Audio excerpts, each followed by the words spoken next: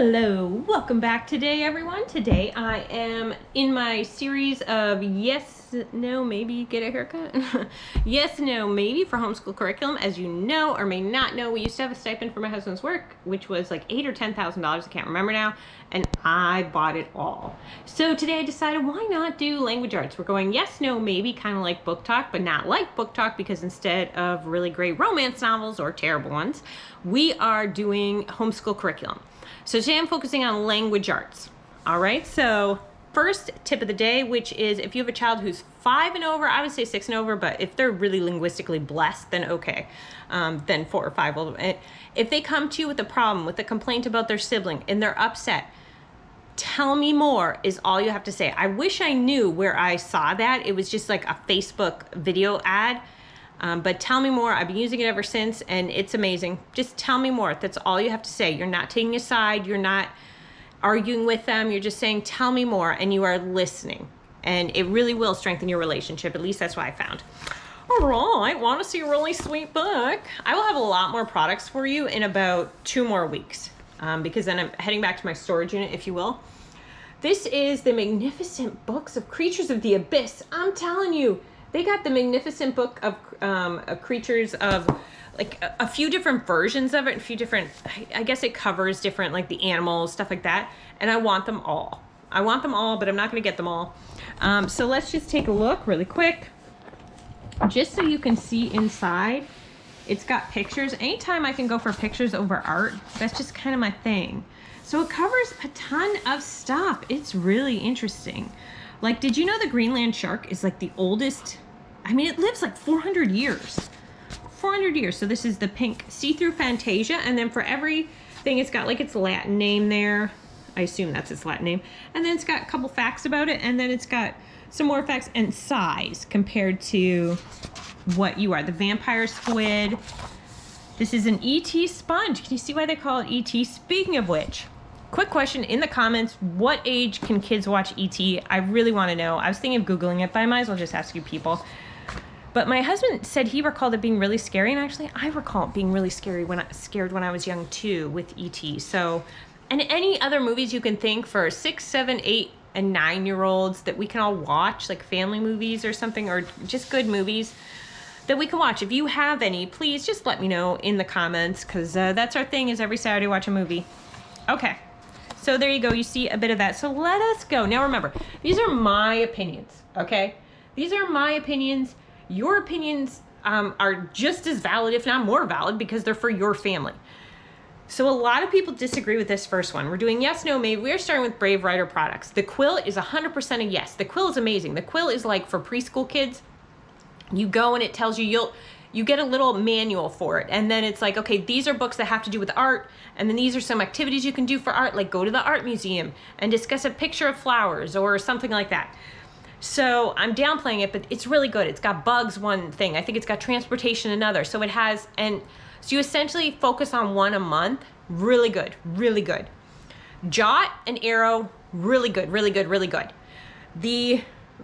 And all those series, like the series that they have, the Jot, the Arrow, all those things, really good. They're yes, yes, yes, yes, yes. What is a no? And I could not give you a bigger no. And I think that's why if they allowed all the comments on their website, which they do not, you have to watch that, because a lot of companies, there are some companies that they'll put any of the comments they will allow on, I assume as long as they're fair. But there are some companies that only will allow 4-star comments. So if you look at products and you see that they're only 5 stars, or that they're all 5 stars and everyone's just had a 5-star review, well then be skeptical. Because if you fill out a comment, it says must get pre-approval first. I'm pretty skeptical about that, like as to whether they'll allow that on or not. And a lot of times, some websites I've gone to, some homeschooling websites, some very big reputable companies don't allow certain reviews on there. So I think that should make you think twice about that. If you do not see a negative review for a product, it should make you wonder. What I should have paid attention to is before I purchased this particular product is it said no refunds. Like right at the top, like right where you couldn't miss it. And I was like, why would it say that unless people wanted a refund? The fact of the matter is, and I cannot confirm that. Of course I can't confirm that. It is allegedly. That's my guess. Now, it is the Brave Writer program. I'm going to use quotations for program because it's not a program. It's a book. It is a book that they call a program. It's not a program. You're paying like 79 bucks for a book. Anything that is highly useful in that Brave Writer program can be found in the Jot, can be found in the Arrow. It's better formatting. It looks better. It's easier to read through. It is, I think she should have made this Brave Writer book a book for $7.95, $8.95, $12.95, however much books are available on Amazon. And then you could read it in your Kindle and it would be another one of her, award-winning books. It is not a course. It's not a course or a program how you're used to it being, and I don't recommend it. And if I could say no 100 times, it is so much dense text. So I really think it needs to be reformatted as beautiful as the other works. Generally, so when I studied marketing for like online things. So promotional materials that were online. And one of the rules that they had was, so you do a title, right? It's got to be catchy. But then you do subtitles. And if people want to read under that subtitle, they read under that, or subtitle or heading, whatever you want to call it. Chapter sequence, like section, I don't know. Then they could read under that if they wanted to and get more information. If they didn't, then they could skip that and go to the next bolded one.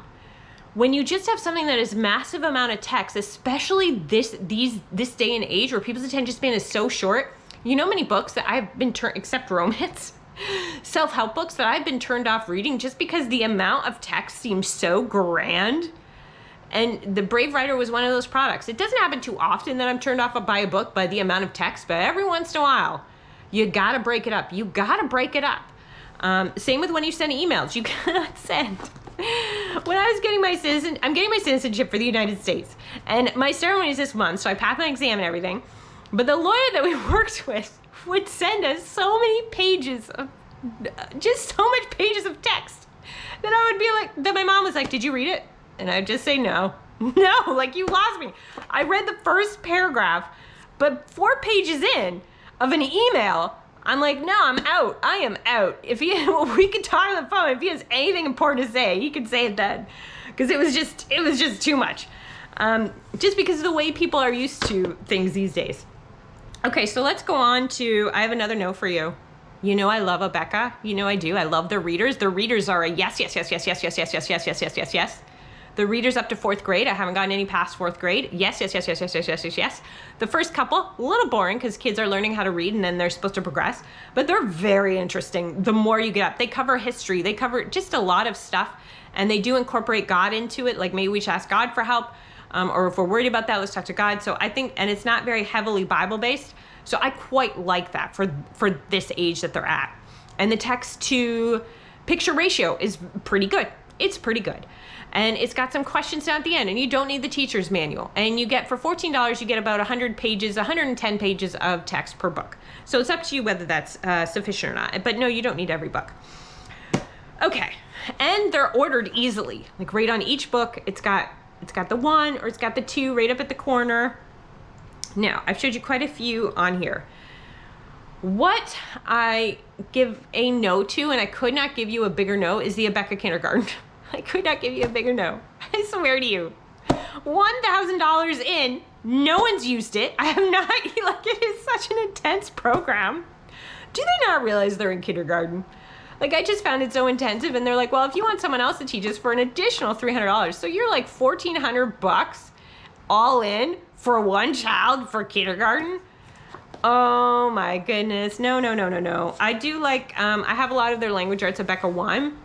And I think it's all right. We didn't necessarily utilize the seat work, it's called, for number 1. But again, it's good. It's not a bad program. We just didn't utilize it. So it is, again, it's a good program. So I would say Abeka, the kindergarten, the K, no, no, no, no, no, no, no, no, no. The 1, yeah, maybe, but I feel like you might have to, I don't know. You'd have to get like the whole program, I think, for one in order to do that. It's not a simple like language arts. This is the language arts section. You can get it. This is the science. Like I have the science from Abeka and I really like it, and I have the readers from it. I have a very eclectic from secular and Christian programs. Speaking of which, let us do a secular program, Torchlight. Torchlight, the grade 1 was the one I used, although I am familiar with the kindergarten one as well. I'm not familiar, I don't believe, with the grade 2. But Torchlight number 1, it is brilliant. It shines especially. It is a yes, yes, yes, yes, yes. It is a literature program, meaning that it doesn't really teach you to read, and it doesn't come with math. But it has such neat activities. You're creating a civilization. We've done it numerous times now with my son, but you're creating a civilization. So what God do you pray to? Because this is back a long time ago, right? I mean, you can pray to any God you want, but why? How did that come about? Where on the map are you located? What natural resources are near you? So it's quite neat and quite entertaining. And the book choices are some of my favorite that I've ever experienced in my life for the grade 1 and for the kindergarten. The kindergarten book lists, their book lists are free. Go on and get them. They are amazing. There's no Christian books on there, in case that upsets you or whatever, but to me, a good book is a good book. There are some people that pay attention to the authors and the author and what their type of personality was, what they believed in, how they worked, and I think that's fine. It's just not something I do. Like I said, I read 80 books a week from the library, maybe more, and I'm not going to stop and go through and research all the authors. It just doesn't concern me. But if there's something I don't like in a book, I don't pre-read a lot. But if there's something I don't like in a book, I say, well, some people think like that. And I move on with my day. There's very few times that I didn't finish a kid's book. DNF, it's called, of which, in case you're wondering, romance novels, I have DNF'd probably hundreds.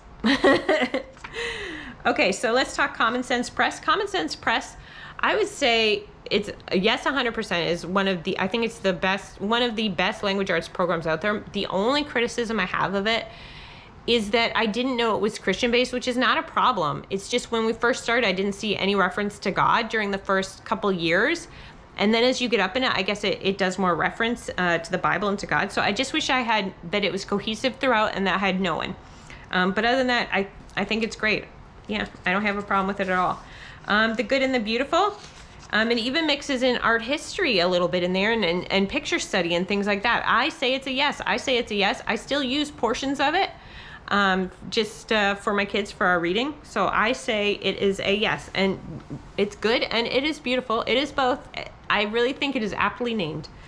Right Brain Phonics. Right Brain Phonics, a lot of you wouldn't have heard of it. If you have a child who's autism, you have a child who has ADHD, you have a child who has you don't know what's going on with them, but they are not learning to read the regular way, if you will, regular way. The Right Brain Phonics could be the program for you. It's what helped me teach my son to read real fast. And I was going to use it for my other child as well, just because of how fast and efficient it was. And then he just learned to read. Yeah, I don't really know how. 1,000 programs and 1,000 programs, 1,000 hours of going over letter studies and all this stuff. And then he comes to me from hanging out with his dad, and he's like, which I'm married, so like he was at a different house. He was here, and I come home from shopping or grocery shopping, whatever uninteresting thing I was doing, and he's like, oh yeah, I read. Do you want me to teach you to read? And I was like, you read? And he's like, sit down, let me show you. Of course, pulls out these books and just starts reading them. Yeah, I mean, great. I was like, great. So I can honestly say that I do not have like a successful program, but I tried a bunch and I didn't find them that successful. And maybe he was hiding it. Maybe he was really like learning it all and it's in his head. I don't know.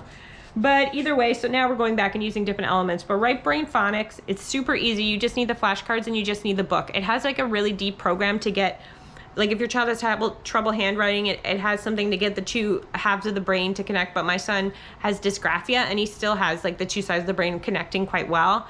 So we didn't utilize that portion of it, but hey, go for it. Like I said, it's a yes to me. It's a yes. $20 a book, I think, and $20 and $10 for packet of flashcards that go with the book. And they basically just teach, they just utilize a different way of teaching. It's real fast. Okay, Progressive Phonics, that's a yes. It is free. It is online. I've tried it a bit with the one child I was going to continue it this year, but we were not having success with it. And I was like, you know what, I'm just going to put it on the back burner for another few months. And then I didn't even have to, because lo and behold, he went and learned to read with his dad. So, but Progressive Phonics is free. It's online. It's progressive, but that is not a political stance. It's just what they call it. And yeah, it's free. It's got a whole bunch of books, a whole bunch of different levels. You just start reading, and it's really interesting is that, so you read the story, but they read the one word of the sound that they're focusing on that week. So it's kind of interesting. Reading eggs. Reading eggs is a yes. I think reading eggs is good. Perhaps that is what initially helped my son to read, except I watched him do reading eggs for years and was like, how could he not get MOP after he's so bright, and yet this stuff was not coming to him. I'm telling you, for years. He did it for a few years, and it was not coming to him, and I was like, I don't get it. But he kept on it. Reading eggs and Teach My Monster. Teach My Monster is more affordable. It's like $5 for the app. It is by Usborne, I believe. Both very effective. Both both keep you, like, won't let you move on until you get to the next level. And the last one today is ABC Mouse, and that's a no. The reason this is a no is not because it's not good, not because it's not a great program. Sure, it's great. It's more that, and this is the whole of the program, is that it only has one level. Like, it's not intuitive. So if you, at least it wasn't when we were using it, you know, we used it for quite a few years. The math portion of it is not, it's not intuitive. So it's not like, oh, okay, for math, he's up here, but for reading, he's down here. No, then you're all just down here for everything. So I don't know. That's why we stopped using it, is because if it's not intuitive like that, once your kids get to a certain point where they're better at some subjects than they are other, especially my one child was going to get real irritated that he already knows this stuff, and you're asking him, how dare you? Like, if I were to ask him something, it's a little bit more acceptable now, but like, whoa, the nerve of me. Of course he knows that. All right, there you go. That's your yes, no, maybe for today. I hope you had a good time. I hope you maybe learned a new product or two. I hope you subscribe, and I hope you like this video and share it with some you know who might find it interesting. Okay, bye-bye, and have a great day. All right. Once more, then that's it. Then that'd be it.